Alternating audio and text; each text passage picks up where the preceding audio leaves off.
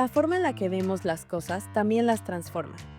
Esto es Parallax, un podcast para aprender algo nuevo, reconectar con lo que importa y reírnos de todo lo demás. Tomamos un concepto artístico, filosófico o cultural, lo analizamos en la teoría y después lo exploramos desde distintos ángulos al conectarlo con experiencias reales.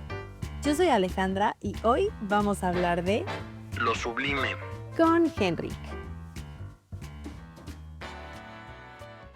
Hola queridos escuchantes de Parallax. En el episodio de hoy tengo un invitado muy especial que además es un gran amigo mío, Henrik. Lo invité porque Henrik un día dijo, ¿saben qué? Estoy harto, yo me largo a Asia y lo hizo y vivió experiencias que parecen fuera de este mundo, pero mejor que nos cuente él cómo fue que decidió y todo más. Entonces, pues, ¿cómo estás, Henrik? Bien, gracias por invitarme a Parallax. No sé si quieres que empiece a platicar un poco cómo se dio toda la aventura, Sí, cómo empezó. justo, ¿cómo lo decidiste? O sea, ¿qué te llevó a decir, ya, me voy Ujú. y quiero hacer esto y todo más? Yo creo que un factor muy importante fue el que yo ya tenía varios años, o sea, por lo menos unos 6, 7 años pensando en que algún día me gustaría conocer esa región del sudeste asiático. Y el viaje luego terminó haciéndose más largo, terminé yendo a Asia Central, que también tenía yo tiempo planeándolo, ¿no? Pero como que yo ya me había visualizado en algún momento hacerlo, o sea, yo ya sabía que quería ir, ¿no? ¿Por qué? Pues porque uno piensa que está lleno de espiritualidad, digamos, ¿no? El sudeste asiático y como que uno quiere encontrarse, pero al final no fue por eso, fue más bien porque yo tenía ganas de conocer lugares nuevos con comida increíble, ¿no? Realmente a mí un factor muy importante que me llevó a decidir irme para allá era la curiosidad por conocer la comida callejera, ¿no? Ajá. Suena muy simple, pero era como, tengo ganas de conocer algo diferente. Y obviamente, ya que llegas allá, te das cuenta de que, o sea, ya sabes que vas a ir a una especie como de aventura, pero no te das cuenta de lo grande que puede ser realmente, ¿no? O sea, ya que estás allá, dices, vale, pues te dejas llevar por las olas y vámonos a ver qué sale, ¿no? Pues al final todo se dio porque, entre muchas cosas, me despidieron de mi trabajo porque la empresa pues, no iba bien. Le salía un poco caro a la compañía y me dijeron, pues gracias por participar, aquí está tu liquidación. Y en lugar de estar esperando a que, no sé, luego empezar a buscar trabajo, también ya era a finales de octubre, noviembre, ¿no? Entonces, la verdad, yo no tenía ganas de buscar trabajo antes de Navidad, se complica mucho en ese momento. Y al contrario, lo vi como una oportunidad para decir, ahora sí, ¿saben qué? Me voy a ir un rato. Originalmente quería irme como 1 mes y medio, terminé yéndome casi 8 meses. ¿Qué? Sí. Muchísimo. Ujú. Oye, pero tipo, de que te despidieron a actually irte, ¿como cuánto tiempo pasó? O sea, como que, ¿en qué momento dijiste, claro, voy a hacer eso? ¿O ya tenías como tiempo antes pensando en... Yo quería renunciar antes de que me despidieran. O sea, yo, la verdad, ya veía muy difícil la cosa en donde trabajaba antes, y sí había yo pensado ponerme como fecha límite para renunciar el 30 de octubre del año pasado, y me despidieron ese día, junto con muchas personas más de la empresa, y como que yo creo que hice que pasaran las cosas de alguna manera. Lo manifestaste? Sí, pero yo ese año también me había puesto esa fecha límite porque yo sabía que o sea, que el año pasado me quería ir yo de viaje. Entonces, desde que me despidieron hasta que me fui de viaje pasaron casi 4 semanas, creo. Pero sí, o sea, nada más me aseguré, bueno, ya me dieron mi liquidación, pues vamos a ver vuelos ahora sí, ¿no? Y pues sí, a las 3 semanas y media, 4, ya estaba yo volando hacia Bangkok, hacia Tailandia. Wow, qué emocionante. Oye, ¿y a Sí. dónde fuiste? ¿Todos los países, la lista de países o sí, verdad? Ajá, sí, sí, Em, sí. pues empecé en Tailandia, estuve como 45 días en Tailandia, Ujú. luego fui a Camboya, volé a una ciudad que se llama Siem Reap, que es donde están las ruinas de Angkor Wat, esas que es un palacio gigantesco como de piedra, padrísimo, donde están los árboles que crecen adentro de las ruinas. Y luego fui a otras ciudades, a la capital también, y en Camboya estuve como 12 días. Me hubiera gustado estar más tiempo, la verdad, pero por X y razón no pasé más tiempo allá. Entré luego a Vietnam. En Vietnam estuve también como 40 días, estuvo increíble allá. Luego volé a Laos, ahí estuve un mes, 30 días, fue mi favorito. O sea, como el tema de aventura fue una cosa impresionante, está padrísimo Laos. Luego volé a Filipinas, estuve 6 semanas allá. Wow. Y en las Filipinas, me empezó a entrar el gusanito de visitar Asia Central. Yo ya estaba un poquito cansado en las Filipinas de estar tomando ferries y lanchas para moverme de una isla a otra. Uno puede tomar vuelos, pero parte de la aventura que yo quería era también ser un poco más improvisado, ¿no? De no tener fechas específicas de cuándo irme de una isla a otra, porque la verdad, o sea, las Filipinas es bellísimo, es una cosa increíble, ¿no? Y bueno, hasta acabando la sexta semana, yo ya me había comprado un vuelo para volar a Uzbekistán de las Filipinas. Y bueno, en Uzbekistán estuve como otra vez ya, en los países de Asia Central estuve menos tiempo que en los del sudeste asiático. En Uzbekistán estuve también como 12 días, luego crucé la frontera en coche a Tayikistán, donde renté la camioneta esta que me fui 10 días ahí a la frontera con Afganistán. Ajá. Y perdido en medio de, parece Marte, por allá es increíble. Luego volé a Kazajstán, estuve como 7 días ahí. Ahí ya estaba yo muy cansado de mi viaje y no hice demasiado. Kirguistán, estuve como también 10 días y luego ya volé a Europa, a visitar a mi ahora novia que conocí en Laos. Uh, Sí, para cómo son las cosas. Y en Europa estuve como un mes y medio todavía antes de regresar a México. Entonces, más o menos 8 meses de viaje. wow, qué increíble. Ujú. Y lo habías planeado un mes y medio, y conforme fue pasando el tiempo, ¿qué? O sea, empezaste a pensar de que no quiero. Es que pasa mucho que, a ver, no tener trabajo sí influye mucho en decirle: "Oye, pues, ¿cuánto tiempo me va a durar el dinero que me dieron de liquidación, más los ahorros que tiene uno?", ¿no? Y, juega un factor muy importante también el FOMO. O sea, un amigo se iba a casar, 2 amigos se casaron mientras estaba yo fuera y sentí un poco esa presión de que: "Oye, pero si vas a venir a la boda o no vas a venir", ¿no? Y como que esas cosas juegan un rollo, ¿no? Pero al final dije: "¿Sabes qué? Yo no sé si voy a regresar alguna vez a esta región, me encantaría", o sea, ahorita te cuento más al respecto, ¿no? Pero sí es un lugar impresionante, ¿no? Y la gente que conocí allá se volvieron muy buenos amigos. No sé si los vaya a volver a ver realmente, ¿no? Pero se volvieron súper amistades de viaje, ¿no? Entre la gente que conoces, los lugares que estás conociendo, ¿no? Un poco también el darte cuenta que te estás desintoxicando de ese rat race en el que estamos en México. Bueno, todo el mundo en realidad, jugó un papel muy importante para yo decir: "¿Sabes qué? No, me quedo y vamos a seguir hasta que ya no pueda". Total, y además que Ujú. tu momento de vida estaba súper alineado con eso. O sea, tipo, a lo mejor pon tú que vas a regresar a la región, pero tu momento de vida va a ser diferente. O sea, a lo mejor puede pasar que no se presten las mismas condiciones Sí. que tenías en ese momento, ¿ya sabes? Yo creo que fue el momento del pánico, porque es cuando estaba yo más libre, por así decirlo, y es porque ya no tenía trabajo, no tenía novia, ¿no? Ninguna responsabilidad con nadie aquí en México, ¿no? O sea, podía yo dejar todo así como estaba y realmente ya viví un poco despreocupadamente, o sea, literal. Ahorita, si lo volviera a hacer, primero, bueno, o sea, ya tengo novia otra vez, ¿no? Lo padre es que la conocí allá, entonces traemos un mindset un poco de viaje muy similar.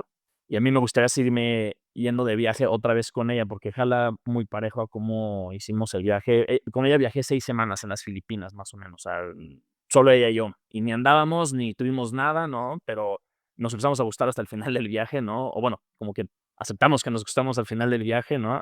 O sea, esas 6 semanas sí fueron un factor muy importante para poder decir: "No manches, o sea, con ella sí puedo viajar bien". Entonces, si fuera otra vez a hacer un viaje nuevo, ¿no? Sería para, digo, irme con ella, obviamente, ¿no? Y seguir visitando países locos así. ¿Y ella vive en Suiza? Sí. Y ahorita tenemos una relación de larga distancia, pero sí, viene el 2 de octubre, de hecho, a visitarla. ¡Qué top! Ujú. Y, por ejemplo, aquí esto que me contabas que Laos fue tu favorito, ¿qué es lo de Laos que fue como súper diferente a, bueno, Sí, no, no, no, sí, o no sea, sé qué tan diferente o qué es lo que hace decir, o sea, porque cuando me dijiste Laos fue mi favorito, como que me lo dijiste súper seguro sí. y no sé, de repente a mí me pasa como de que, ay, no sé qué escoger, todos los lugares son mis favoritos, o sea, pero como que tú fueras como de que esto fue mi favorito, entonces O justo. sea, yo tengo 3 países que diría son una locura y vale la pena de veras visitar, pero también depende de cómo se den los factores para que a uno le guste un país más que otro, etcétera, ¿no? Mi lista de países favoritos fueron, o sea, es que todos fueron increíbles, de verdad, y hubo momentos muy buenos dentro de unos países y otros malones dentro del mismo país. Mira, mis 3 favoritos fueron Laos, Filipinas y Tayikistán. Son una locura. Laos fue mi favorito del sudeste asiático, porque ahí es donde conocí a un grupo de gente desde el día 3 de estar viajando en Laos, de haber llegado a Laos, ¿no? Y, pues, haber dejado atrás Vietnam, donde también conocí a gente muy padre. Y, viajé con ellos durante casi un mes. En Laos conocí a mi novia, aunque con ella viajé nada más 2 días en Laos. Hicimos una caminata por las montañas y acampamos con ese grupo con el que luego viajé durante un mes. Acampamos en la cima de esta montaña, nos tocó ver el atardecer, nos tocó ver el amanecer, estuvo increíble.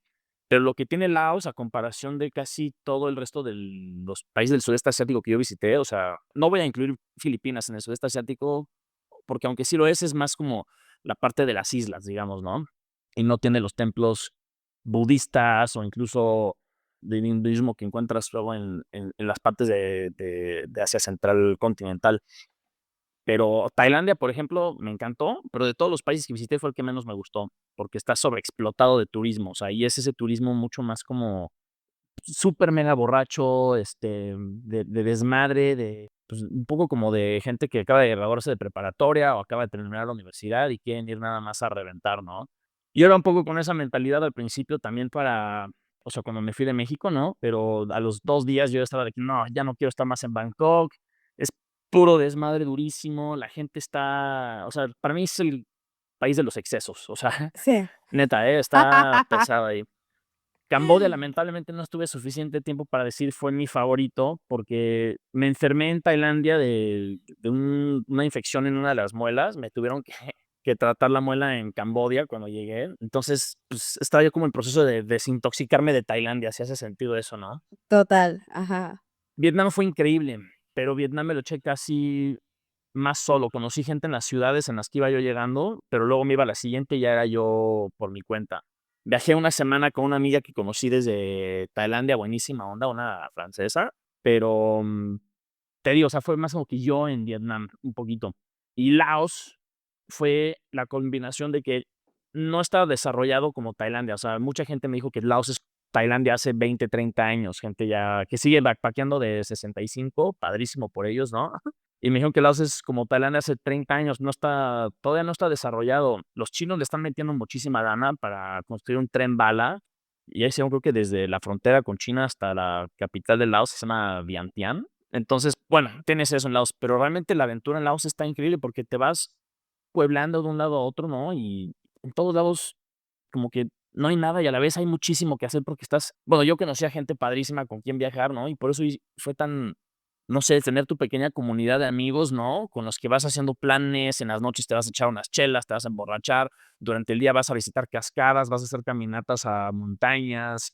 La actividad más increíble que hice de todas en Laos fue, a ver, yo renté motos en casi todos los países en los que estuve, pero en Laos en específico rentamos unas motos, unas scooters así 125 chiquitas, y nos fuimos 5 días a hacer un loop, a visitar, te digo, cascadas, pueblitos, unas cuevas como no me acuerdo del tamaño de la cueva, pero podías entrar en unas lanchas y te van llevando un tour adentro de la cueva porque es tan grande que hay un río que atraviesa la montaña, ¿no? Y una cosa muy especial que pasó en Laos fue uno de los días estábamos haciendo el tour en la moto, ¿no? Pues llevaba ya 3 meses y cacho viajando, ¿no? Entonces, ya te has enfrentado a muchas situaciones muy como que llenaderas, ya sabes, que te hacen sentir como: "Guau, ¿qué estoy haciendo aquí?", ¿no? De alguna manera. Pero haz de cuenta que veníamos en la moto en el segundo o tercer día, y todos los días hay atardeceres increíbles en Laos. Por lo menos en la época del año en la que estuve, porque es más seco, entonces hay tierra roja por todos lados, ¿no? Y, pues, yo venía, ya sabes, en una tank top, así viajando, campo medio traviesa, etcétera, y se empieza a poner el sol ya cuando estábamos por llegar a nuestro siguiente destino, y estábamos entrando a un valle donde están puras de esas montañas como de piedra caliza, y, pues, yo creo que nunca he visto un atardecer tan increíble en mi vida. Y he visto muchos, o sea, digo, todo el mundo hemos visto, pero yo, digo, puedo decir, tengo la fortuna de haber visto muchos porque he viajado a varios lados, ¿no? Pero en Laos sí fue como que fue la culminación de un viaje increíble hasta ese momento, o sea, más lo que faltaba, pero en ese momento fue decir, aire caliente, el viento así en la cara, porque vienes en la moto sin casco, o sea, yo ya venía de que me valía, ya sabes. Y, sí, no, o sea, nos parábamos muchas veces a tomar fotos y en ese momento creo que fue tan, no sé, o sea, como profundo ese momento de realización, ¿no? De decir, pues, ¿cuándo va a volver a pasar esto? Estoy ahorita viviendo como que esa máxima libertad que te decía yo al principio, ¿no? Y nos quedamos en las motos todos manejando, ¿no? Y cuando llegamos a nuestro hotel, ¿no? Después de haber visto todos, pues, el atardecer del lado derecho, a la izquierda los campos de arroz, pero de color rojo por la luz tan intensa del sol, ¿no? Se baja una amiga, Rita, buenísima onda, ¿no? Con lágrimas, o sea, ya, y nada más nos vimos y nos tuvimos que ir a abrazar todos, así decir, what the fuck, ¿no? Estuvo demasiado. Como que fue, ¿qué es esto? O sea, Sí, o sea, what como the fuck. que todos nos dimos cuenta de ese momento de decir, pues, qué privilegio estar ahorita viajando juntos, qué fortuna, básicamente, ¿no? Porque estás en un país, pues, de tercer mundo, literalmente, ¿no? Pero que te ofrece tanto tipo de aventuras donde te das cuenta de que, aunque no sea el primer mundo, esa vez ese tercer mundo tiene muchas cosas muy ricas el país, la cultura es muy cálida, ¿no? Y te das cuenta de que muchas cosas yo creo que con las que uno vive luego, en este caso nosotros en México, en la ciudad, no son tan relevantes, o sea, llevaba yo 3 días usando la misma playera, imagínate, me cambiaba nada más de chones, porque, pues, bueno, pero, este, Bueno, pero te cambiabas, muy importante. y me bañaba, eso sí también, ¿eh? Sí. Oye, pero además, o sea, qué momento tan increíble que todos se hayan dado cuenta de lo mismo, o sea, que todos Como una hayan telepatía ahí, sí. sentido, ajá, que estaban como conectados y ni siquiera tuvieron que decirse como de que: "Güey, ¿viste el atardecer?". No, o sea, No, solamente se nada, no hubo voltearon a nada. ver y dijeron como: "¿Qué Sí, qué acaba de pasar?". O sí. sea, qué increíble. Entonces, esa es de mis memorias favoritas de Laos, sinceramente, o sea, bueno, te la platico, hasta se me pone medio china la piel, la verdad. Sí, obvio. Y en Laos pasaron muchas otras cosas también muy padres, o sea, pero siento que la comunidad de viajeros que están en Laos son gente un poco más centrada de alguna manera, ¿no? O sea, como que no están buscando nada más ir a echar desmadre y todo, saben que ya no, o sea, que no va a haber tanto tema cultural, ¿no? O sea, está lleno de templos, Laos, es una locura, pero de alguna manera, al ser un poco más pobre, vas a estar siempre como no en tanto confort, por así decirlo. No es que los otros países sean mucho mejores, yo dormí en casi puras tablas de bambú todos los días, ni modo, te acostumbras bien por tu espalda, a mí no me sirvió. Pero en Laos como que, no sé, la gente con la que viajé era gente mucho más alivianada, más con esa intención de decir: "¿Sabes qué? No pasa nada si estoy 3 días con la misma ropa", ya sabes, o sea, porque todo el mundo sabe que es un país con mucho polvo, por ejemplo, entonces no está tan limpio, pero al mismo tiempo tiene un aura, una especie de vibra tan padre que sí, o sea, la aventura es una locura ahí, ¿no? Y, bueno, pues tristemente se acabó después de un mes, el estar ahí en Laos, pero, o sea, es que nada más para que te des una idea de qué tan padre está el lugar. Una amiga que conocí en Laos, de un grupo de franceses, se enamoró de un chavo de Laos que vivía en una de las montañas, o sea, en un pueblito. Salió de Laos, se esperó creo que 2 semanas para que le dieran chance de volver a hacer lo de la visa, o a lo mejor quería visitar otras cosas.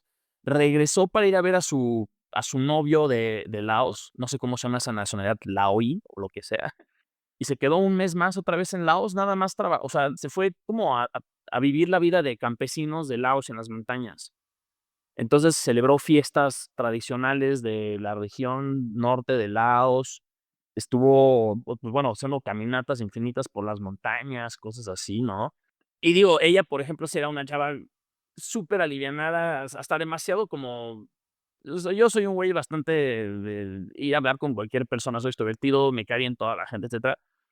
Ella el siguiente nivel, o sea, era de que: "Oye, pues entre los amigos nos vamos a quedar en este hostal o en esta casa de huéspedes y vamos a conocer a los locales, que nos den un tour para conocer la cultura, las tradiciones". Ella se iba sola a quedarse luego en casas de personas que no eran ni siquiera hoteles y les preguntaba: "¿Me puedo quedar con ustedes?". Y la gente como: "Ay, pues sí, vente, ¿no? Quédate y platícanos quién eres". ¡Guau! No, sí, una cosa, sí, muy padre ella, o sea, sí, no, loquísimo. O sea, toda una cosa, ¿no? Sí, total. Qué impresión. Y como esta parte de que no es como el estereotipo de turismo, ¿no? O sea, como que Ujú. hay mil cosas que hacer, pero no es como que Es que, o sea, tú podrías ir, rentar un tour de esos organizados, a lo mejor, o sea, no sé, seguramente hay lugares de superlujo que son, no sé, hoteles gringos, ya sabes, europeos, que están en alguna cadenita ya armándose. Y en mi opinión, o sea, en Tailandia por lo menos sí lo tienes y hay todo tipo de turistas, pero siento que Laos justamente es ese turismo que, como sabe que no hay un momento como para descansar con confort de alguna manera. Hay hoteles buenos, o sea, definitivamente, pero como que no es lo mismo. Mucha gente lo descarta. Y pues qué bueno, la verdad, porque no hay tantos turistas. O sea, a mí eso me encantó, tener un poco más el país para mí de alguna manera, ¿no? Claro, y porque eso hace un lugar súper original, ¿no? Oye, ¿y, hubo algún momento en el que te sintieras como sobrepasado de, o sea, esto es tan inmenso, tanta inmensidad que yo, o sea, no sé, me sobrepasa? O sea, puede ser desde un punto de sorpresa, de guau, desde un punto de miedo vertiginoso, desde un punto de...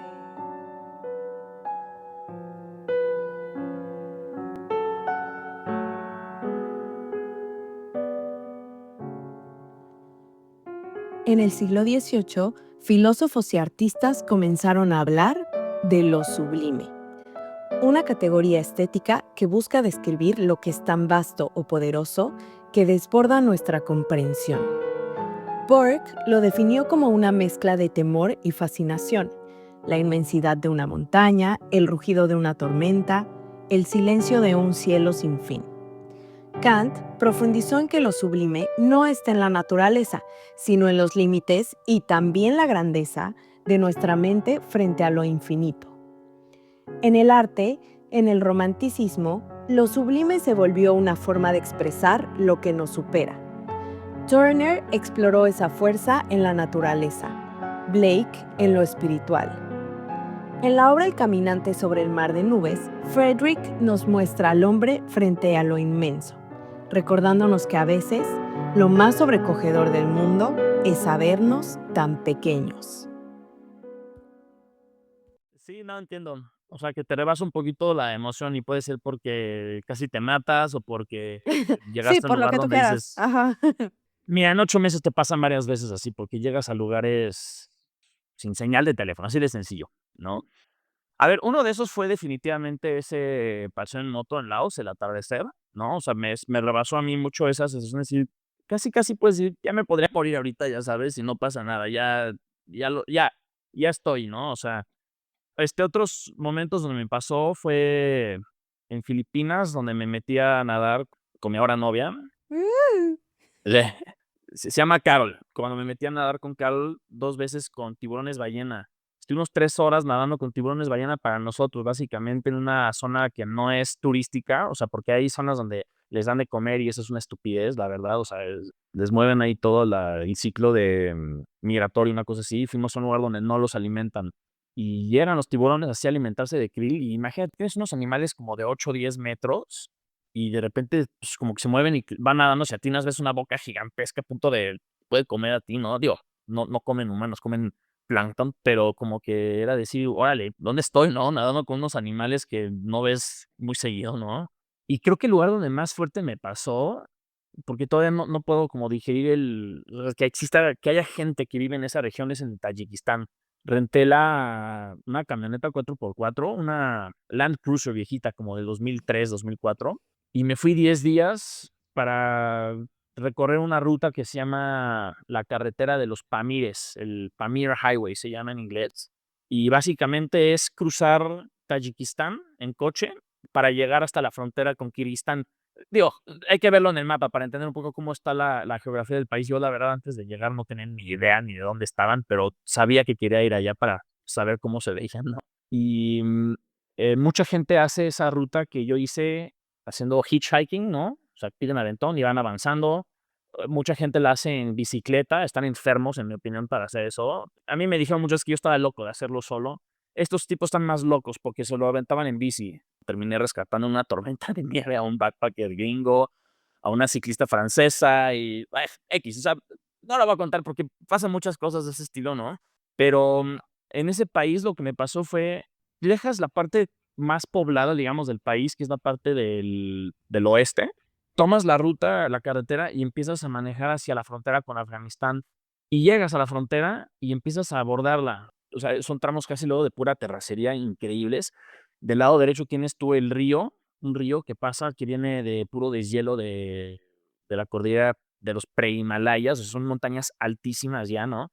Y del otro lado del río ya tienes Afganistán, ves a niñitos jugando voleibol, o sea, yo decía: "¿Juegan voleibol aquí?". Pues sí, están jugando voleibol, viven en unas casas como de adobe o no sé, como de adoquinas, montan unas casas rojas padrísimas, así de pura tierra, con sus campos de la verdad, qué bruto, nunca pregunté qué tipo de o sea, digo, lo que sea que plantaran, ya sabes, pero puros pueblitos en las faldas de las montañas, en donde si tiran la piedra, les tira el pueblo porque está luego, luego el río después, ya sabes. Y para llegar a esas zonas es casi imposible. O sea, yo veía de repente, o sea, yo venía en una carretera que era pues, de pura tierra y luego unas subidas y bajadas que decías, si algo sale mal, me voy al río, ya sabes, y aquí me muero. Pero del otro lado, ves a tipos en sus motitos ahí, puros afganos, haz de cuenta, o luego algunos con sus camionetitas, pero vale, no manches, o sea, ahí sí, no manches, ¿cómo pueden ir ahí? Y ahí los ves, o sea, en unos lugares donde yo decía: "Es que no cabe ni siquiera el coche", pues ahí van, pues, despacito, ¿no? Y lo más padre era decir: "No manches, pues muchos de estos son a lo mejor, pues, ya sabes, los malvados talibanes y lo que sea", ¿no? Hombre, para nada, es pura gente que viene haciendo su vida, o sea, como que eso es una cosa muy importante cuando ya llegas a visitar esos países, y es darte cuenta, la gente hace su vida y por eso siguen viviendo allá, ya sabes, y no ese estereotipo del Medio Oriente, que todo el mundo está jodido, sí, sí tienen problemas, definitivamente, pero la gente es de lo más buena onda que existe. Tienen unas historias muy fuertes, ¿no? O sea, los países de Asia Central que yo visité son ex Unión Soviética. Entonces, mucha gente dice todavía como, es que a mí me gustaba porque todo el mundo tenía trabajo y ahora que ya no es la Unión Soviética, ya no hay trabajo. O sea, ves contrastes y puntos de vista de muchas personas que son muy enriquecedoras porque te van quitando un poco la percepción que tú tenías de lo que piensas que era un sistema político, económico. Yo no soy a favor del comunismo, definitivamente, pero me encantó poder aprender de los puntos de vista y las experiencias de vida de muchas personas, ¿no? Y regresando a tu pregunta, ¿no? De qué cosas me sentí de repente rebasado.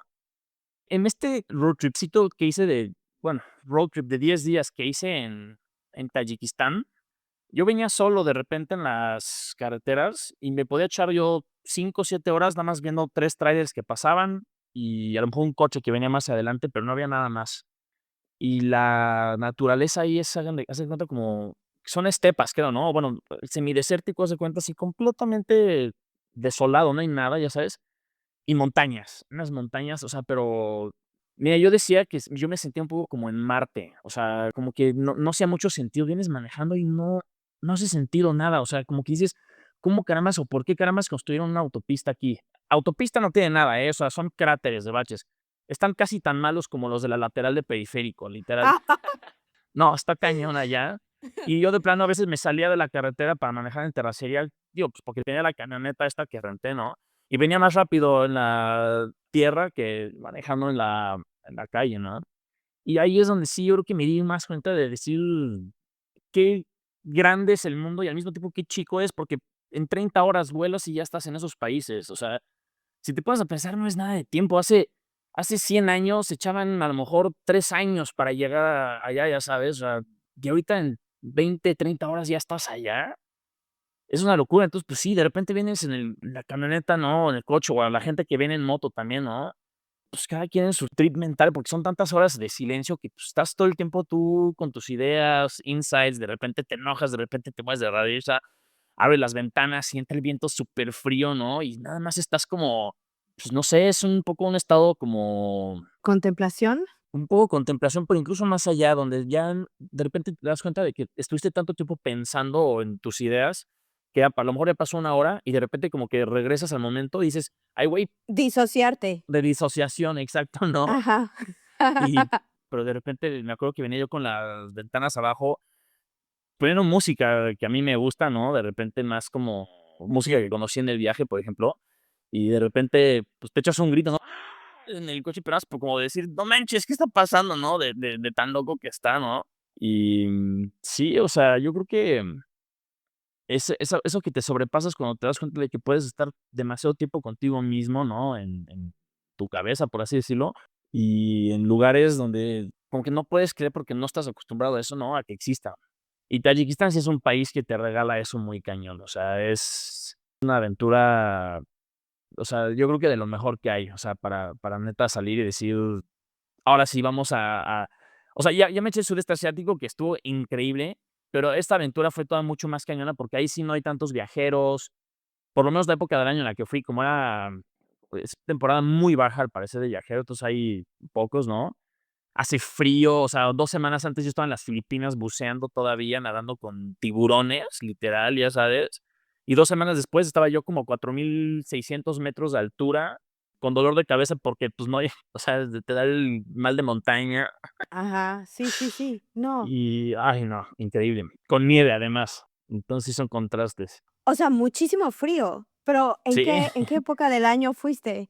Tayikistán fue ya a finales de mayo, empezando junio, creo. Pero como está mucho más elevado que en México, te digo, o sea, el pueblo más alto de Tayikistán creo que está a como 3500 metros de altura o 3200, y de ahí luego ya es pura subida, pura subida, pura subida, y llegas al punto más alto de la ruta de los Pamires que te dije, ¿no? Y creo que son 4600 metros de altura. Allá me tomé mi foto, obviamente, y todo, ¿no?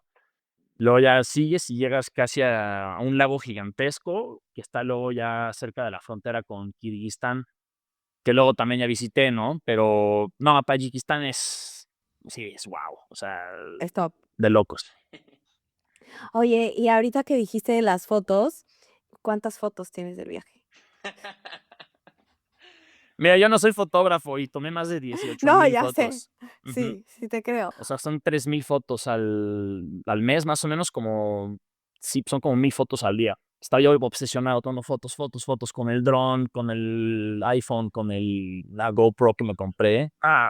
De locos. Total, porque además, o sea, siento que las fotos son un gran elemento como para recordar o tener presente un momento que obviamente uno no se acuerda de todos los Ujú. momentos de su vida, te acuerdas de las cosas que te impactan o las cosas que son más fuertes que otras, pero siento que las fotos son como un gran medio para mantener como esas memorias de cosas que a lo mejor no tienes presente todo el tiempo, ¿no? Y en este punto también me gustaría preguntarte, ¿cómo es la experiencia diferente cuando usas un dron para las vistas de los lugares? Uy, no. O sea, mira, qué chistoso que lo preguntas, porque yo me compré mi primer dron hace como 2 años y medio, casi 3, y por culpa de ese dron se me calentó todavía más el hocico, literalmente, para irme de viaje. Ale, yo tomaba muchas fotos aquí en México, ¿no? Me gusta mucho sacarlo de mi depa y tomar fotos de la ciudad y cosas así. Es padre de repente darte cuenta de, pues, cómo están distribuidas las calles, de dónde empieza el tráfico, dónde termina, por qué, etcétera, ¿no? Pero ya cuando estás en estos viajes, ¿no? Tú tomas una foto con el celular y siempre vas a tener el recuerdo de la vista a la altura de tus ojos, digamos, lo que estás viendo en el momento, ¿no? Pero no te das cuenta de que te estás perdiendo a veces de las dimensiones reales de muchos objetos o de ciudades, cosas, ¿no? No tengo una palabra para describirlo bien, pero de cosas, hasta que las ves desde el punto de vista, aéreo, ¿no? O sea, y lo padre de tener un dron es que cumples hasta eso un poco, ese sueño yo creo que tiene la humanidad de poder volar. Por ejemplo, de los videos que te voy a mandar algunos, por ejemplo, de esta ruta del Pamir en Tayikistán, ¿no? Yo venía manejando y yo sabía que o sea, eran unas extensiones interminables, básicamente, ¿no? De absolutamente nada. Montañas, cadáveres de cabras tiradas de repente porque algún leopardo de nieve se la había comido, ya sabes, o sea, literal. Y tú en el coche, ¿no? Pero hubo varias veces donde dije: "Voy a sacar el dron mientras manejo", venía yo manejando despacio realmente, y que me vaya siguiendo el dron, o yo me voy filmando para hacer algunas tomas, justamente para entender un poquito las dimensiones del paisaje donde estoy, ¿no? Y no, yo cuando las veía ya desde el dron, o sea, era sorprendente, se te pone china la piel, o sea, te das Sí, cuenta de sí, que, hasta a mí se me está poniendo chinita la piel. ¿qué onda, no? O sea, no hace sentido, o sea, es una locura. Y a ver, tomé fotos padrísimas, me gustó mucho sacar el dron en Vietnam, por ejemplo. Es que, a ver, un pasito antes. Cuando yo pensaba que iba a estar nada más un mes y medio, digamos, viajando 2 meses, estaba yo metido a tomar muchas fotos, pero como que no estaba tomándomelo, yo creo que tan en serio, o sea, o no es que no me lo tomara en serio, sino simplemente como que era, ay, rápido la foto, ya sabes. Y habiendo pasado, yo creo que Camboya, que llegué a Vietnam, ahí como que dije: "Es que quiero tomar mejores fotos todo el tiempo". Y sí siento yo que hubo como una evolución de fotos normales de amateur, de viaje, a un proceso un poco más pensado de cómo quería yo tomar las fotos, ¿no? Mejor encuadre, preocuparme más por la luz, levantarme más temprano para sacar fotos de los amaneceres, lo mismo con los atardeceres, etcétera, ¿no? Y en Vietnam, por ejemplo, me di una vuelta en moto de 2 semanas, renté ahí sí fue una moto más grande, y me fui a las montañas, ahí sí a puros pueblitos donde no hay nada, ya sabes, pero estás arriba de las montañas, pasando por esos arrozales donde, en Vietnam es muy famoso que en las montañas las llevan no sé cuántos años, a lo mejor miles de años, terrazas excavadas en las montañas donde plantan el arroz. Yo fui en época de sequía, entonces no había los campos verdes de arroz, pero me tocaron unas vistas espectaculares ya, pero color tierra al final, padrísimo. Lo mismo que en Tayikistán, si no tienes el dron, pues ves las vistas y es increíble, pero tienes el dron, te das cuenta de, oye, qué trabajo es hacer este tipo de campos de, bueno, de cultivo de arroz, ya sabes. Y, justamente hablando otra vez un poco de qué pasó con el encuadre de las fotos y todo eso, no sé, yo creo que fue donde más disfruté tomar las fotos con el dron. Bueno, Filipinas también fue una locura, pero en Vietnam, como estuve viajando solo, tenía más tiempo yo de detenerme en donde yo quisiera para tomar fotos con el dron y hacer los experimentos que yo quisiera, ya sabes. Y lo que acabas de decir, o sea, sí te cambia mucho la perspectiva de dónde estás. Una cosa súper padre del dron es la gente le encanta ver que estés volando un dron porque le da curiosidad ver cómo se ve desde arriba las cosas. Si a uno le encanta, Sí, total. alguien que a lo mejor no ha visto un dron, llegan, sobre todo los niños, los niñitos, ¿no? Corriendo porque saben que tienes algo que acaba de despegar y, pues, ¿qué es eso, no? Y ya les enseñas cómo se ve en la pantalla del control del dron, ¿no?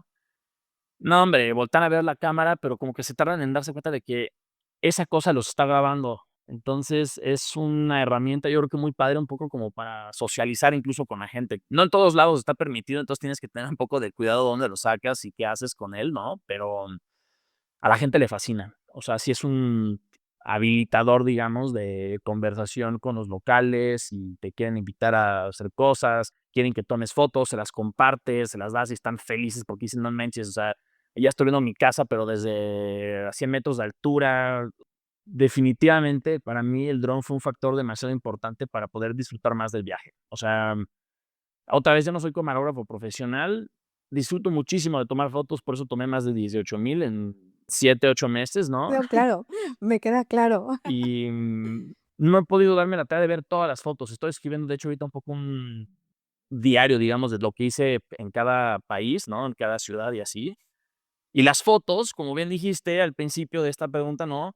Son la herramienta que estoy usando para poderme acordar de todas las cosas que fueron pasando, porque, a ver, me fui hace menos de un año, pero siento que ya fue hace una vida, ¿no? El que llegué yo a Tailandia primero. Y es, además de que es información nueva, Ujú. es mucha información visual, auditiva, o sea, que estuviste tú solo, o sea, es como un exceso de información que es imposible tener todo presente, o sea, Sí. imposible. Y las fotos son una Ujú. gran herramienta. Hay una aplicación que vi que muchos viajeros utilizaban que se llama Polar Steps. No sé bien muy bien cómo funciona, pero creo que sincroniza la ubicación de las fotos que tomaste durante el día para que te vaya ayudando a decir, pues hiciste esta ruta y tú vas escribiendo diariamente, como si fuera un diario, justo, ¿no? Lo que hiciste en el día. Y al final que terminas el viaje, como que te da el conjunto de todas las cosas que hiciste, bueno, pues ya es tu material para compartirlo con quien quieras al final, ¿no? Ahorita que lo pienso, sí me arrepiento un poco de no haberlo utilizado para tener un poco más de registro de lo que hice todos los días, porque sí se pierden detalles al final, aunque ahorita haya tomado fotos y todo. Pero, al mismo tiempo creo que estuvo, o sea, como lo dices, estuvo bien porque ahorita cuando me siento de repente, cuando tengo tiempo, ¿no? O la energía para hacerlo, ¿no? De ponerme a escribir, está padre volverlo a escribir, porque vuelves a revivir muchos momentos que dices como: "Ay, sí es cierto, aquí estuve, aquí hice esto".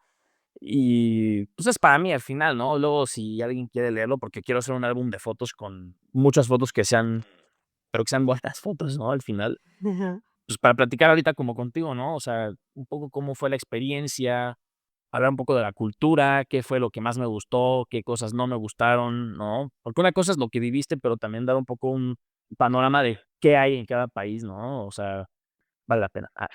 No, y además, o sea, justo también hablando de este tema de las fotos, siento que estuviste en lugares tan diferentes que como que no sé qué tal las fotos, qué tan diferentes son. O sea, ya que las ves todas juntas, no, o sea, ¿qué es lo que piensas? Como de que, ¿qué pedo que esto está combinado con esto otro? Y de repente tienes aquí todo un panorama extraño, o no sé, ¿qué piensas al respecto? A ver, primero que nada, sí te dan un buen vistazo de todas las cosas que visitaste, en el sentido que acabas de decir, ¿no? De los contrastes entre naturaleza, culturas, etcétera. Y a mí lo que me gusta sí es ver esa evolución de pues, yo creo que de la calidad de las fotos. O sea, mientras más iba yo avanzando, como que más me gustan las fotos que tomé. Más me gusta como cómo se ven, la luz que les di, cosas. O sea, te digo, yo insisto, no soy profesional, pero simplemente siento que sí, de repente empecé a darme cuenta de que había fotos que estaban mejores que otras o de las que tomaba yo antes. Con el dron, por ejemplo, ¿no? Antes era como, ay, bueno, la foto clásica de la ciudad desde arriba, cosas.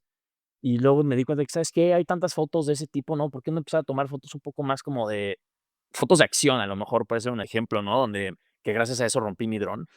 Volé como idiota en Tayikistán y por querer hacer esas tomas un poco más, esos fueron más videos, de pasar por lugares un poco estrechos y hacer maniobras un poco difíciles, pero para que se vieran padres en cámara. Hubo una ráfaga de viento bien fuerte mientras estaba yo volando como unos 30 centímetros del piso y me tiró el dron y ¡paz! Ya explotó. Dije: "No, pues ya, aquí ya se acabó mi Ay, viaje, como que ya no no. no tengo Ay, ganas", ¿no? no. ¿Y qué hiciste? No, pues ya lo recoges y sigues viajando con esa sonrisa falsa. No, mira, a ver, cuando pasó eso, sí sentí que mi herramienta de fotos más importante del viaje, pues, ya había valido, ¿no? Pero en realidad no es más que eso, una herramienta, o sea, y con el iPhone sigues tomando unas fotos demasiado increíbles en general, ¿no? Y como ya le había sacado tanto provecho al dron, pues fue como un ni modo, o sea, a lo mejor suena muy de ricos o lo que quieras, ¿no? Pero la verdad es que ya le había sacado jugo, tanto jugo al dron, ¿no? Pues que digo, a veces pasan esas cosas porque uno le agarra demasiada confianza a estos juguetes, ¿no? Que ni son juguetes, pero bueno. Ahorita lo tengo todavía aquí, ¿no? Lo quiero mandar a reparar, ojalá se pueda. Nah, es súper dron. Obviamente no aguanté la tentación. Pues ya cuando volé a Europa, lo primero que hice fue ir a comprarme un dron nuevo.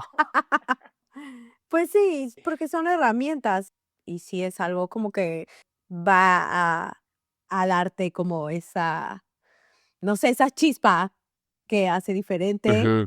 ¿no? Sí, pues al final pasa. O sea, y tienes que viajar sabiendo que puede suceder.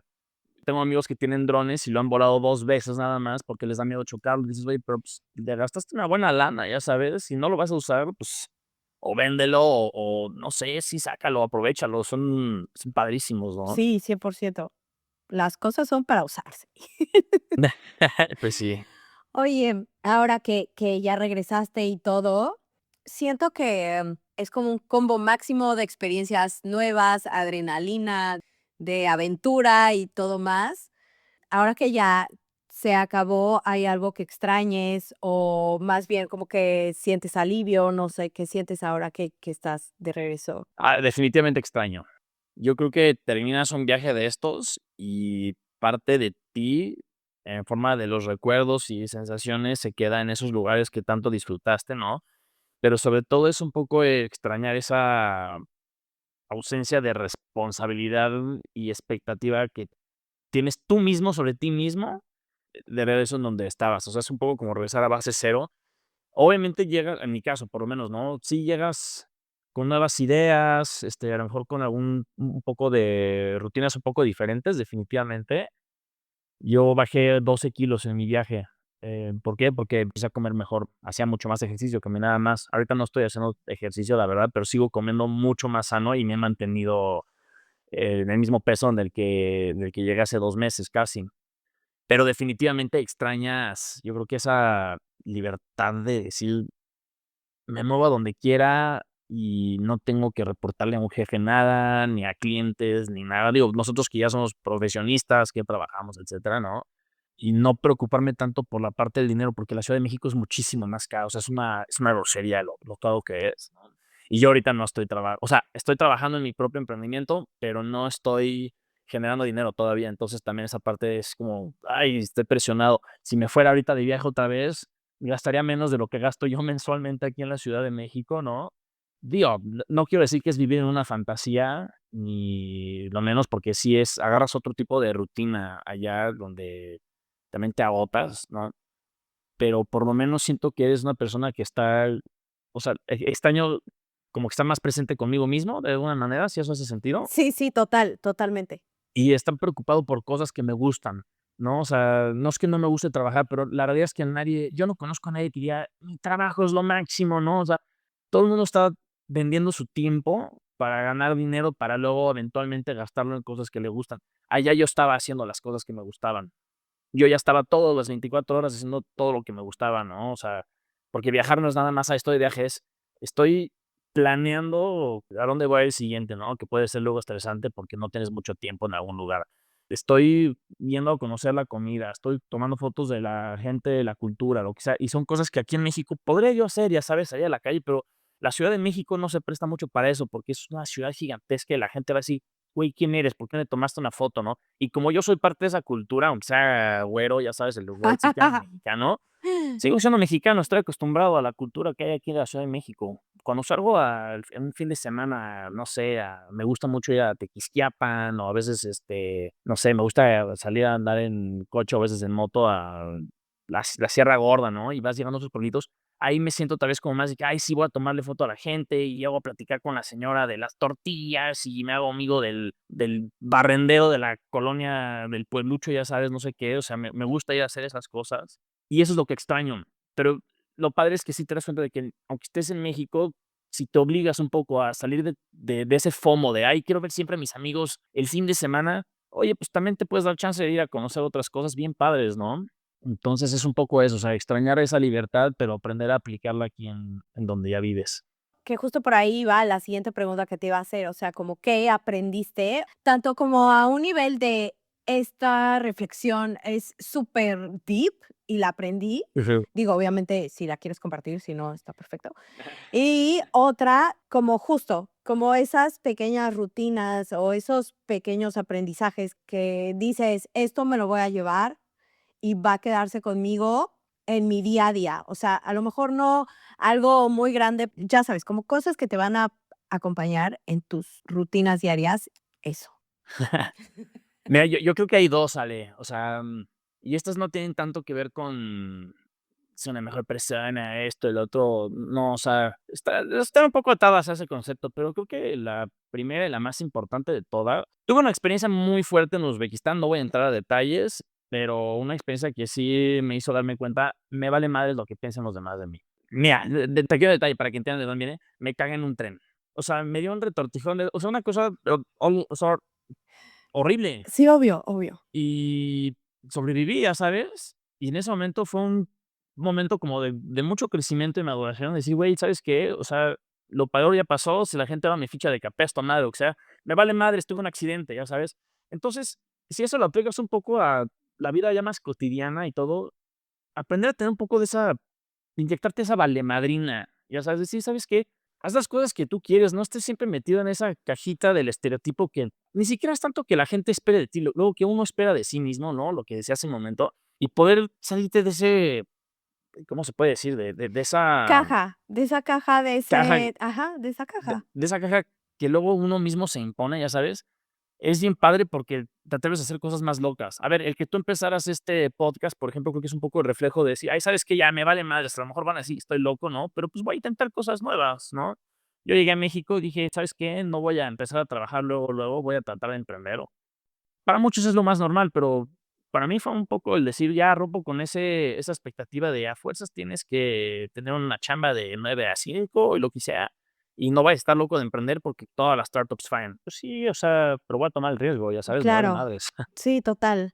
Y la otra, que creo que es mucho más importante todavía, es vivimos en un mundo ya tan polarizado.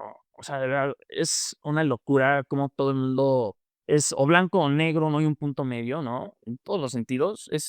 Sé más abierto a escuchar a las más personas porque hay mucho que aprender de todos. Mucha gente no nos va a caer bien y es lo que es, ya sabes. Pero yo creo que un secreto, que ni es tan secreto, pero para poder viajar y ser alguien que la gente aprecie y tú también poder abrirte con la gente es escucha, pregunta, muestra curiosidad por la gente. Si no estás de acuerdo en algo, no, o sea, pelea porque las cosas sean justas, pero también da chance de que la gente tenga puntos de vista diferentes, ya sabes.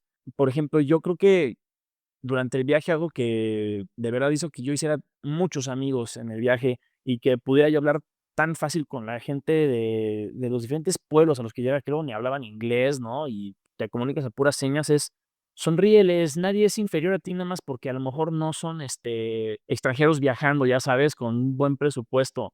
Mucha gente sí me preguntaba: "Oye, pero, pues, ¿cuánto te costó rentar la camioneta o la moto?", ¿no? Y les decía muy abierto: "Pues, esto", ¿no? "Ah, ¿cómo no?". "Pues sí, o sea, no soy rico, pero sí tengo ahorita el presupuesto", ¿no? Pero no me hace más que tú o menos o lo que sea, porque mucha gente luego piensa que como tienes más dinero, pues es que, mira, ya traigo mi camisa de marca, lo que sea. No mames, nada más tienes más dinero, pero no vales más como persona por eso, ya sabes. Sí, 100%. México, lamentablemente, es un país muy clasista Sí, total. y hay resentimiento por todos lados, de arriba hacia abajo, de abajo hacia arriba, ¿no? Y yo creo que si fuéramos más amables, o sea, es que suena muy cliché, ya sabes, pero si fuéramos un poco más tolerantes, más amables y buena onda con la gente, ¿no? No habría tanto ese resentimiento y yo creo que todos estaríamos mucho más contentos en general. Yo veo aquí en la Ciudad de México, sobre todo cuando la gente viene manejando, yo incluido, ¿no? Ajá. Digo, yo le bajaba eso, ¿no? Pero todo el mundo está enojadísimo manejando. Sí, Ves total. al güey de la pinche Suburban con 3 guarros y aventándole el coche porque cree que es más importante porque trae un coche de, ya sabes, de más dinero. Es como, güey, todos estamos en lo mismo. O sea, si fuéramos un poco más cordiales con nosotros, ¿no? De veras, yo creo que estaríamos en una, o sea, viviríamos en una sociedad un poco más empática, menos extremista y pero al punto al que quiero llegar es simplemente aprender a ser un poco más buena onda y dar más sonrisas, porque eso de veras hace que la gente te ayude más, quiera saber más de ti, tú más de ellos, aprendes de las experiencias de las personas y te das cuenta de que todo el mundo ahí va en su carreta, ¿no? Jalando parejo. Y yo creo que aplicar eso del viaje, que aunque ya lo trataba de hacer en México, pero ya mucho más aplicado en el viaje y de regreso aquí en México, sí me ha ayudado a, pues no sé, como que estar un poco más Presente o sea, y en un modo más más presente, pero también más en paz, ¿no? De que: "Ay, este güey me mentó a la madre en el tráfico, me vale, ya sabes, ya no sí, me voy a enganchar por nada". sí, O sea, total. sí, creo que esos 2 serían como los medio aprendizajes o insights más importantes, porque se aplican al final a, pues, en todo, Sí, ¿no? total, total. Y justo Ujú. como dices, de que sonreírle a la gente no te cuesta absolutamente nada. Va a haber quien te devuelva la sonrisa, va a haber quien no. L No sabes qué está pasando a la otra persona. exacto. Todo el mundo tiene una historia. Y de verdad, yo conocí a muchos viajeros que yo estaba sorprendido de que se hubieran echado el viaje después de unas historias brutales que te cuentan, ¿no? Y ahí los ves bien alivianados, echando relajo contigo, ¿no? Dices, pues sí, todo el mundo está tratando de salir adelante, ¿no? Y sin hacerle daño a los demás. Entonces yo creo que darte cuenta de eso y acordarte de eso, ¿no? O sea, a ver, cuando cague el pinche tren, si la gente hubiera sabido qué hubiera pasado, te aseguro que me hubieran ido a ayudar, Henrik, no pasa nada, ya sabes, pero estaba solo, ¿no? Cien por ciento. Pero ahí es donde yo dije: "Güey, pues me vale madres", ¿no? Pero darte cuenta un poco de esas cosas es justo lo que yo creo que hace que pueda ser un poco más fácil, sencillo ser un poco más feliz en tu día a día, ya sabes, estar más presente, justo lo que decías. Total. Ujú. Pues bueno, creo que es eso.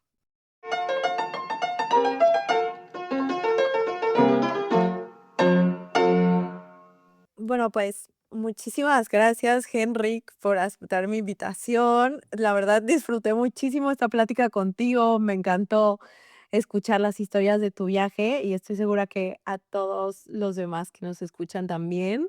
¿Hay algo que nos puedas decir como una guía de reflexión para llevarnos, para pensar? Sí, yo creo que, a ver, es que suena un poco cliché, pero definitivamente hay que tomar o empujar a veces a tomar esas oportunidades que se presentan a veces una sola vez en la vida. No sabes, y lo digo una vez en la vida porque uno no sabe realmente si otra vez va a poder uno hacer ese tipo de viaje o visitar a alguna persona que querías, etcétera, ¿no? O sea, yo pienso que si a veces se le presenta a uno la oportunidad de decir: "Oye, pues, te puedes ir, no un viaje como el que yo hice, está bien.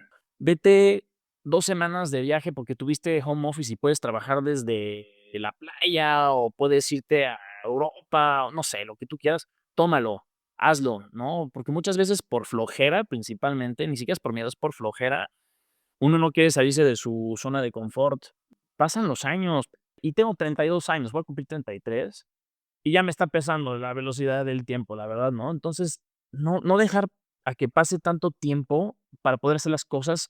Y sí, creo que muy importante para hacer que pasen las cosas, hay que buscarlas, hay que visualizarse y decir: "Quiero para dentro de un año", objetivos realistas, ¿no? Pero decir: "Oye, a lo mejor tu abuela ya está vieja, ¿no? Y no la has ido a visitar en, no sé, un mes, 2 meses, el tiempo que quieras". A mí me pasa a veces, la verdad, ¿no? Ve a visitarla un día, ¿no? No sabes si ya no la vas a volver a ver, a lo mejor ya está muy grande, ¿no? Yo creo que es un poco eso, ¿no? Tomar las oportunidades cuando se presenten. Hay que ser inteligente en cómo las va a tomar uno, ¿no? No nada más llegar y: me vale madres, ya todo para afuera". No, o sea, estructurado, digamos, ¿no? Pero sí tomarlas, o sea, tomar ese pequeño riesgo, porque creo que es de las cosas más enriquecedoras. Si uno no sale, nunca vas a ver cómo serían las cosas, pues, ¿no? Totalmente. Me Ujú. encantó como lo dijiste. Entonces, pues sí. Pues bueno, nos despedimos. Muchísimas gracias por escucharnos. Muchísimas gracias, Henrik. Gracias, Ale, por la invitación. La verdad la pasé bomba. Y si tú que estás escuchando has tenido alguna experiencia con lo sublime o te gustaría que exploráramos algún concepto en particular, déjame en los comentarios, me va a encantar leerte y te espero la próxima semana en Parallax.